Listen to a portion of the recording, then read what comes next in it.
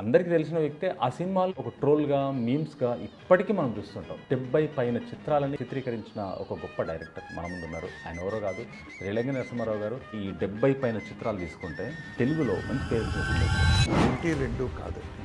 ఇప్పుడు మీరు చెప్పారే, ఎదురింటి మొగుడు పక్కింటి పెళ్ళాం, పోలీస్ భార్య, డబ్బెవరు ఇచ్చేది, చంద్రబాబు గారితో తీసిన నేను మా ఆవిడ నా ఫస్ట్ ఫిలిం. ఆ టైంలో డివోషనల్ కూడా చాలా సినిమాలు వచ్చాయి. కానీ మీరు కామెడీ జోనర్ని ఇటే ఎంచుకొని సీరియస్ కామెడీ దాంట్లోనే ఎందుకు ఉండిపోయారు అసలు? ఆ స్టోరీలు తెలుసు, చేయొచ్చు. అవి తీయాలి అంటే ఒక డివోషన్ కానీ, ఒక జానపదం కానీ, పౌరాణికం. ఇది కాంపిటీషన్ ఎలా ఉండేది సార్ మీకు అసలు?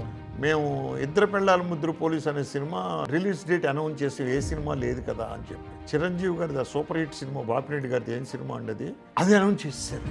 మాకు గుండెల్లో రైలు పరిగెత్తినాయి. మా అదృష్టం ఏంటంటే చిరంజీవి గారి థియేటర్ పక్కనే మా సినిమా. దాంతో ఏమైంది, అది సూపర్ హిట్ అయిపోయింది, మాది హిట్ అయింది. అప్పుడు వచ్చేసి అందరు ఆర్టిస్టులు ఒక దగ్గర చెట్టు కింద కూర్చోవడమో, లేకుంటే సెట్ల పక్కన కూర్చోవడమో, ఇంట్లో కూర్చొని కబుర్లు చెప్తూ మాట్లాడి లంచ్ చేసే రోజులు. ఈ రోజేమో క్యారీవన్. దీనివల్ల సినిమా పైన ఎంత పెట్టి పడుతుంది సార్? రామారావు గారు కోయంబత్తూరులో దిగి కారులో వస్తూ ఉన్నాడండి. మీరు రూమ్కి వెళ్ళి స్నానం చేసి మేకప్ వేసుకుని రండి సార్, ఒక నిమిషం అన్నాడు రామారావు గారు. ఆ కోనేరు సరిపోదు నేను స్నానానికి, ఆ చెట్టు సరిపోదు నీడ మేకప్ వేసుకోవడానికి అన్నాడండి.